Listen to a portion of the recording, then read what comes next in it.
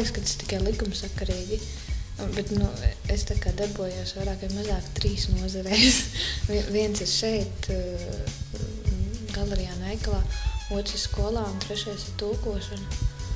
Tā kā, jā, noteikti bērnībā arī kaut kas ir meklējums un vecākos. Varbūt ne tā tieši pienākot klāt, Ilva saņemies kaut ko, bet tieši tā izglītība, ko es gūtu Cēsīs, draudzīgā aicinājuma ģimnāzijā, tā ir ļoti pamatīgi noteikusi to, kuras esmu tagad. Ceļš aizveidojās līdz augstskolai.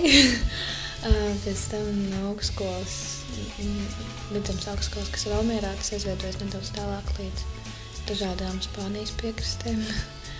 Tad, protams, uz Rīgu, un jau tieši šodien paliek gads, kopš es atpakaļ Cēsīs.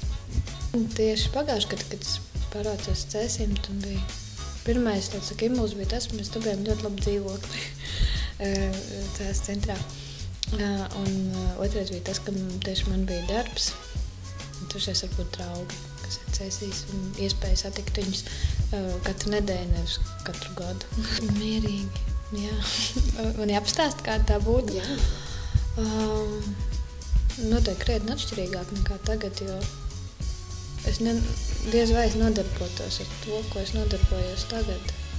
Dzīve būtu ļoti atšķirīgāka. Savādāk. Manuprāt, vajadzētu savādāk, ka ļoti savādi, ka pilsēta kļūst par tādu vietu, kur dzīvo varbūt tikai mūsu vecāku paaudzes cilvēku un vēl vecāku un kaut kādi mazi bērni. Tas ir vajadzīgs tādai normālai sabiedrības struktūrai, ir arī jaunieši. Tas varbūt tā gluži personīgi, kāpēc man gribēties, lai arī jaunieši atpakaļ. Un parasti ir tā schēma tāda, ka kādā mazā pilsētā kāds mācās, tad viņš aiziet mācīties lielā pilsētā un tad viņš tā kā tur paliek. Bet ir jau forši arī atnākt atpakaļ un ar visām tām lietām, kas ir tā kā redzētas un kad cilvēks ir iemācījies kaut kur citur, tā kā likt lietā savā pilsētā un pēc tam jau var dzīvot kaut kur citur, bet tā kā veicināt to, lai pilsēta attīstās nosvērtai personībai, mierīgai. Jā. Tā ir domāts. Jā, jo ņemot vērā to ritmu, kāds šeit ir, tas ir vienīgais, ko es redzu.